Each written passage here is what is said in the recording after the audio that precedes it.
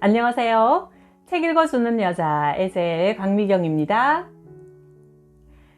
에젤 출판사 10주년 특집으로 박효준 장로님의 두 번째 간증집 하나님은 아무도 포기하지 않는다 중에서 전설의 고향보다 더 재밌는 이야기들만 골라서 들려드릴게요. 내가 중학생 때 대구에서 대학교에 다니던 가까운 친척 규호 아재가 낙동강에 빠져 죽은 사고가 일어났다. 장마로 홍수가 지는 바람에 열흘 뒤에야 꽤 먼 곳의 다리 난간에 걸린 시체가 간신히 발견되어 그의 아버지와 우리 아버지가 급히 내려가서 근처에 묻어주었다. 그런데 그 사건 이후 아재의 집에 어려움이 끊이질 않았다. 가족들이 중병에 시달리고 가세가 급격히 기울자 답답한 마음에 점을 보면 번번이 죽은 아들의 원한 때문이라는 점괘가 나오니 기가 찰 노릇이었다. 하는 수 없이 아재의 부모는 전라도에 아주 용한 영매가 있다는 소문을 듣고 찾아가서 90세가 넘어 말이 어눌하고 앞도 잘 못 보는 호호 할매 무당을 데려와 한풀이 굿을 했다. 무당은 우선 죽은 혼백을 모셔와야 한다며 낙동강 사고 현장으로 모두 데리고 갔다. 그러고는 깨끗한 쌀을 소복이 담은 밥사발을 삼배로 여러 겹 돌돌 싸서 긴 끈에 매달아 아재가 빠져 죽은 그 자리 깊은 물속에 들이우더니 한참 굿판을 벌인 후 끄집어 올려 풀어보았다. 그런데 놀랍게도 쌀 안에 머리카락 세올이 박혀있는 게 아닌가. 말총처럼 삐죽삐죽 서는 규호 아재의 억센 머리카락이 틀림없었다. 그것을 싸들고 다시 대구로 와서 굿을 하는데 드디어 할매 무당에게 신이 내렸다. 몸을 한 차례 부르르 떨고 난 무당의 입에서 걸쭉한 규호 아재의 음성이 흘러나왔다. 어이 춥다. 아이고 추워라. 나는 추운 땅속에 처박아 놓고 너희들은 뜨신 방에서 이불 덮고 자재. 그때가 겨울이었다. 내가 너희들 가만 안 둘 끼다. 총각장내라 별다른 절차 없이 대충 시신을 광목으로 싸서 땅에 파묻은 것을 알고 있는 터라 모두 잘못했다고 손이 닳도록 싹싹 빌어댔다. 그러자 무당의 조수가 돈을 놓고 빌라고 윽박질렀다. 어린 마음에도 나는 이상한 생각이 들었다. 왜 귀신이 돈이 필요할까? 겁에 질린 사람들이 돈을 잔뜩 쌓아놓고 한참 빌고 나니 그의 음성이 한층 누그러들었다. 그래, 너희들도 사정이 있었겠지. 어메, 아베. 전라도 무당이 규호 아재가 쓰던 어머니 아버지의 경상도 사투리를 정확히 구사했다. 내가 한강에서 스케이트 타다가 빠져 죽은 17살짜리 처자를 알게 됐는데 결혼식을 올려주소. 그러면 이제 집에 우환이 없을기요. 그 말에 혼비백산한 식구들은 부랴부랴 결혼식 준비를 서둘렀다. 비단으로 휘황찬란하게 마당을 꾸미고 인형 2개를 만들어 맞절을 시키고 나니 무당이 다시 입을 열었다. 어메, 그래 규호야 와. 내 이제 결혼도 하고 마음이 풀렸으니 내가 가야 할 곳으로 갈 끼다. 그런데 친구 명식이한테 돈 5만원 빌린 것을 못 갚았으니 대신 갚아주소. 그러고 규봉아, 그의 동생이었다. 광에 있는 교육학 개론책에 돈 3만원 들었으니 너 가져라. 확인해보니 모두 그의 말대로였다. 아재의 식구들은 아직도 그 충격에 휩싸여 귀신에게 종노릇하며 산다. 이 신기로운 일을 경험한 그들에겐 귀신 숭배가 신앙이 되어버린 것이다. 나 역시 어린 나이에 겪은 이 충격적인 사건으로 죽은 자의 영혼이 귀신이 되어 나타난다는 확신에 사로잡히게 되었고 더욱이 죽은 조상들이 노하면 우환을 당할지 모른다는 강박관념에 짓눌려 종갓집 종손으로서 더더욱 정성스럽게 수많은 제사를 지내왔다.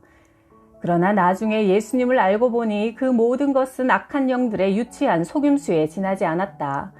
그 집안을 대대로 사로잡고 있던 귀신들이 규호 아재의 음성을 흉내내어 영적 세계의 눈먼 사람들을 속여먹는 가증한 쇼일 뿐이었다. 성경 말씀에 따르면 죽은 자의 영혼은 결코 귀신이 될 수 없다. 귀신이란 하나님을 대적하여 추방된 타락한 천사들일 뿐이다. 사람은 죽는 순간 예수님을 구주로 영접한 믿음 여부에 따라 그 영혼이 천국과 지옥으로 들어가고 예수 그리스도께서 온 땅의 심판주로 다시 오시는 그날까지 마음대로 이 땅에 넘나들 수 없는 것이 창조주 하나님께서 정해두신 엄정한 법칙이다. 청송교도소의 교도관으로 근무할 때다. 청송교도소는 워낙 오지에 있어 갑자기 재소자들이 큰 병에 걸리면 멀리 떨어진 안동이나 영양 지역의 종합병원에 입원시킨다. 그런 직무상의 이유로 자주 드나들던 안동의 한 종합병원에서 우연히 고등학교 동창 병건이를 만났다. 졸업한 지 오래되기도 했지만 예전과는 딴판으로 달라진 모습에 처음엔 알아보지도 못했다. 학교 다닐 때 그 친구는 별다른 특징 없이 평범했는데 그 사이 신수가 훤해진 게 한눈에 봐도 영락없는 재벌이었다. 금태 안경에 롤렉스 시계에 손가락에 낀 다이아몬드 반지 알맹이는 내 눈보다 더 커 보였다. 병건아, 대체 네 여기서 무슨 일 하노? 나 이 병원에 근무한다. 그 말을 듣고 나는 더욱 깜짝 놀랐다. 내가 알던 그는 고등학교 3년 내내 공부하곤 담을 쌓아서 성적이 바닥을 치던 친구였기에 무슨 수로 의사가 됐는지 몹시 궁금했다. 야야, 네 주제에 의과대학 문도 못 밟을 줄 알았는데 어째 의사가 됐단 말이고. 그도 막 웃더니 이렇게 대답했다. 효진아, 내가 시시하게 의사 나부랭이를 와 해먹노? 세상에, 그 되기 힘든 의사를 나부랭이라니. 으잉? 그럼 병원장이가? 그딴 걸 뭐 하려고 해먹노? 그러면 재단 이사장이가? 그 골치 아픈 걸 쉴 데 없이 와 하노? 그럼 도대체 네 뭐고? 나 시체 실장이다. 영안실 책임자. 세상에, 자다가 소도 웃을 소리에 내가 배를 잡고 낄낄대다가 그의 가슴을 장난스레 툭 치며 말했다. 야 이놈아, 네가 아무리 지 잘난 맛에 산다 해도 시체나 주무르는 주제에 의사를 나부랭이라 하나? 효진아, 모르는 소리 말해. 돈이 최고이니 자본주의 사회에서 돈 버는 걸로 치자면야 의사, 병원장, 재단 이사장이 내를 못 따라온다 카이. 고작 시체실에 근무하면서 뭔 돈을 그리 많이 버노? 월급이 그래 많나? 월급은 얼마 안 되지만 이 바닥에서 오래 이 일을 하다 보니 관, 수의, 연구차 같은 장례용품을 독과점 공급하거든. 마지막 가는 길에 쓰는 그 돈은 깎지도 않고 부르는 대로 주지 아무도 시비 거는 사람이 없대. 나는 아직 자가용이 없어 오토바이를 타고 다녔는데 그는 벌써 번질번질한 일제 승용차를 모는 걸 보니 은근히 부러운 마음마저 들었다. 어쨌든 나는 오랜만에 만난 이 잘난 친구에게 내가 그동안 하나님을 체험하고 거듭난 이야기를 들려주었다. 병건아, 니도 알다시피 나도 학교 다닐 때 얼마나 골치 아팠노. 그런 내가 이제 예수 믿고 장로까지 됐다 아이가. 성경 말씀에 때를 얻든지 못 얻든지 듣든지 안 듣든지 복음을 전하라 하셨으니 예수 믿고 구원받자고 권하긴 했으나 내가 볼 때 그는 절대 믿을 인간이 아니었다. 나는 오랫동안 수많은 재소자를 대해와서 눈빛만 봐도 절도, 사기, 강도 등 사람의 정체를 웬만큼 알아맞힌다. 그런데 이 친구가 내 말이 끝나자마자 그래, 나도 예수 믿을 거야 하는 게 아닌가.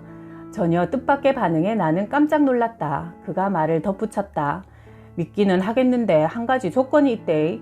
지금 예수 믿으면 먹고 싶은 술도 마음껏 못 먹고 놀고 싶은 대로 놀지도 못해서 아까우니까 실컷 먹고 놀다가 죽기 1년 전쯤에 예수 믿고 아주 효과적으로 천국 갈 기다. 얼핏 듣기엔 나를 놀려먹는 농담 같았지만 천국 가야겠다는 말은 아무나 할 수 없으므로 나는 그의 말꼬리를 잡았다. 네가 천국을 아나? 그럼 잘 알제. 어째 아노? 내가 비록 아직 교회는 안 다니지만 웬만큼 예수 오래 믿은 사람들보다 천국과 지옥은 더 잘 안대. 단연간 시체를 만져왔기 때문에 관 뚜껑만 탁 열어봐도 이 사람이 천국행인지 지옥행인지 한눈에 구분할 수 있다 아이가. 그는 갈수록 더 흥미로운 이야기를 했다.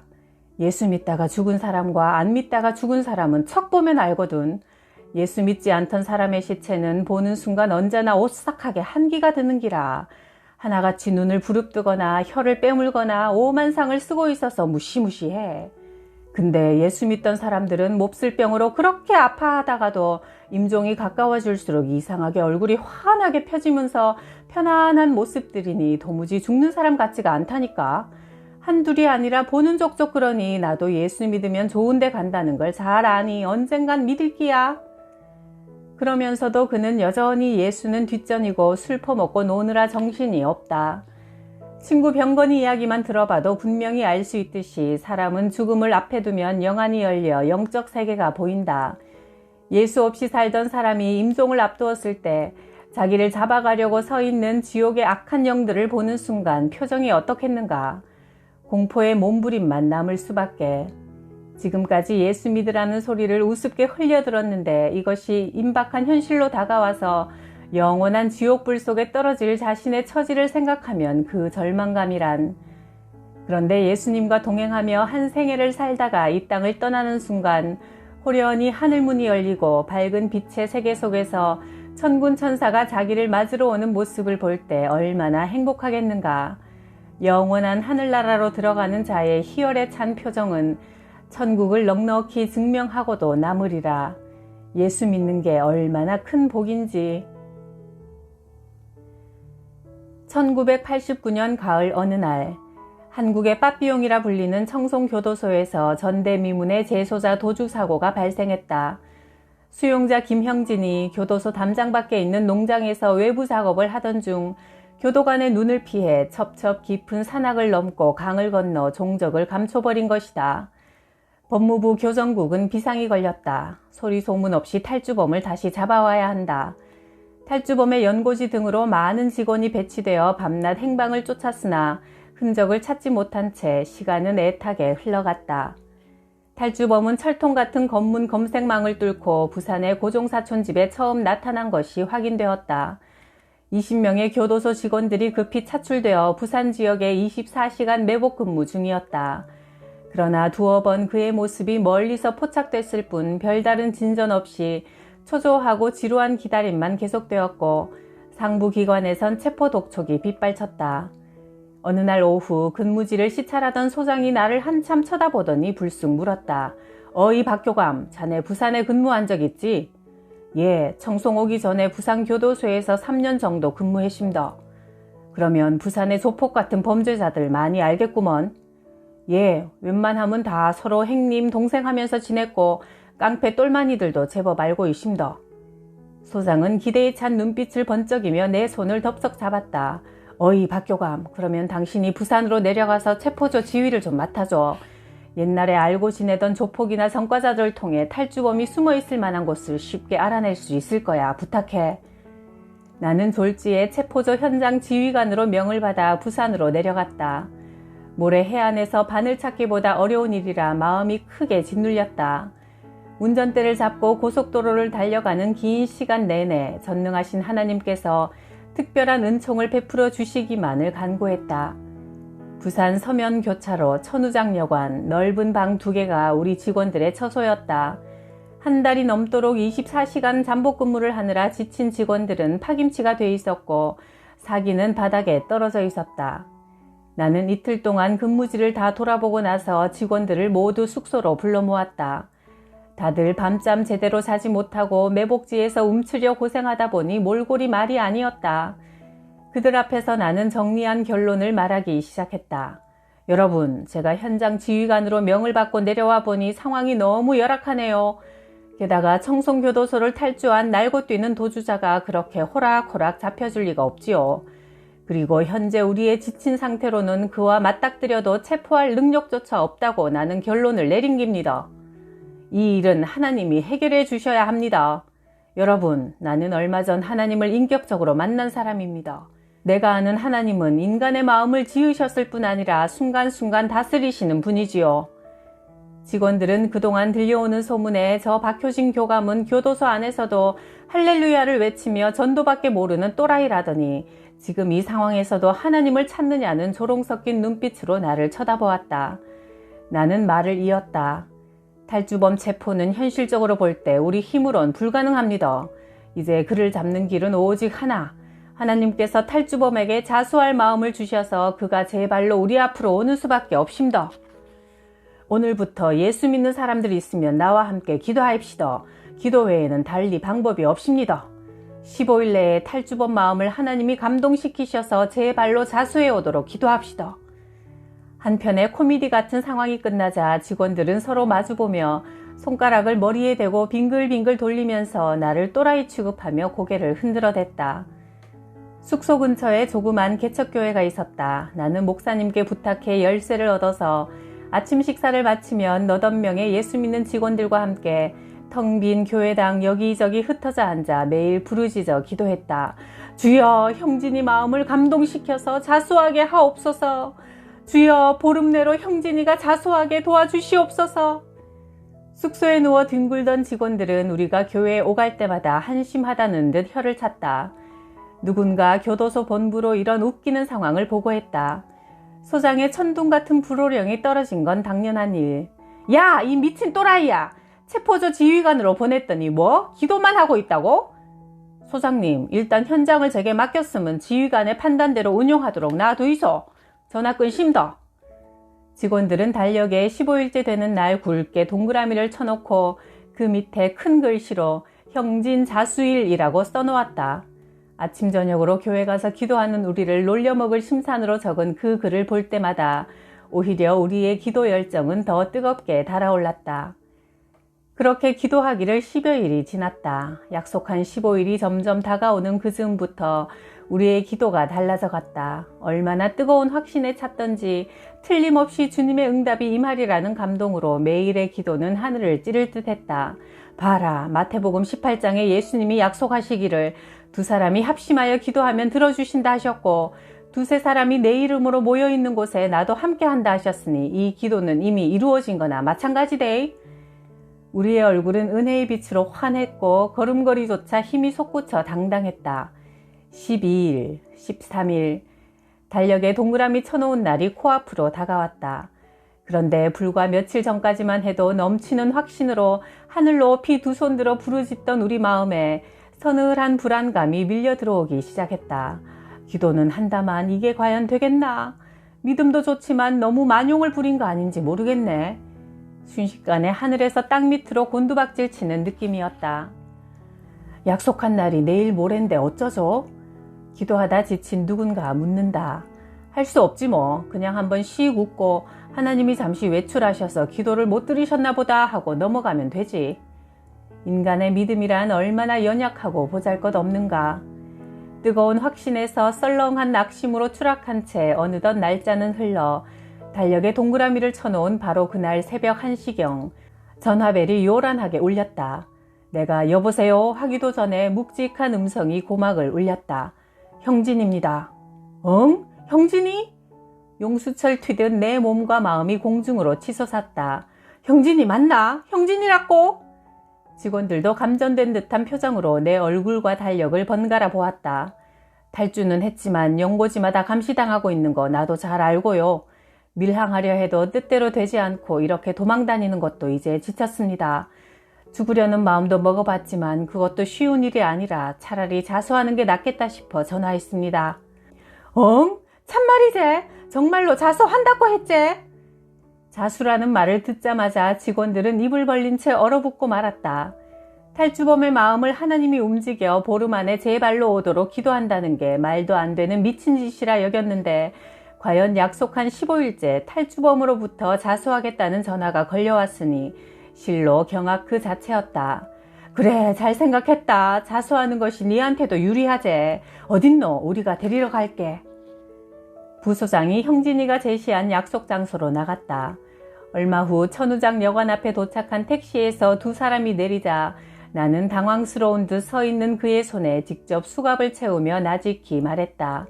박효진 교감이다. 나는 지금 탈주범 김영진에게 체포의 수갑을 채우는 것이 아니라 하나님 안에서 사랑과 은총의 수갑을 채운다. 그의 눈에서 얼핏 물기가 배어나는 듯 했다.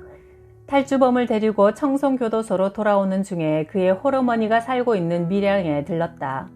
다시 교도소로 들어가기 전에 어머니를 만나보게 해주시면 자수하겠습니다. 그의 조건이었기 때문이다.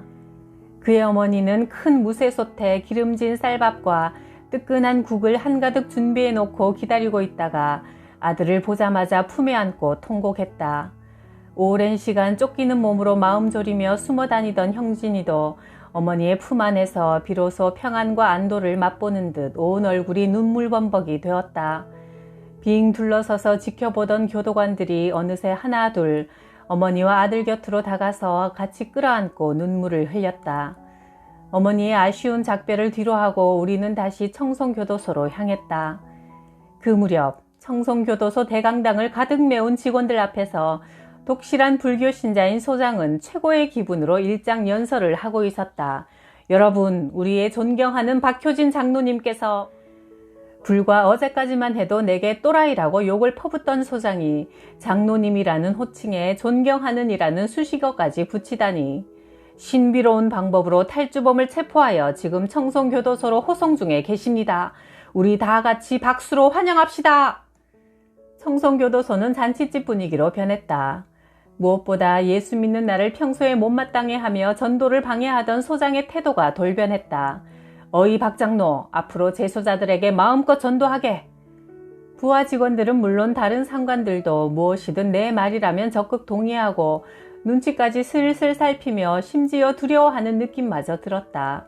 나중에 알고 보니 그들의 생각은 이랬다. 저 사람에게 잘못 보이면 큰 해를 입을지도 모른다. 이상한 능력으로 15일 기도하니 탈주범도 자수해 오는데 혹시 밉보였다가 험한 꼴 당할 수도 있겠구나. 그 후 청송교도소에 교도관 신우회가 조직되었고 우리는 함께 모여 기도하며 마음껏 복음을 전할 수 있었다. 땅에서 너희 가운데 두 사람이 합심하여 무슨 일이든지 구하면 하늘에 계신 내 아버지께서 그들에게 이루어 주실 것이다. 마태복음 18장 19절 말씀. 우리도 가족, 친구, 구역 식구들과 합심하여 기도해서 응답받는 신나는 간증의 주인공들이 됩시다. 구독, 좋아요, 댓글로 저를 신나게 해주셔서 감사해요.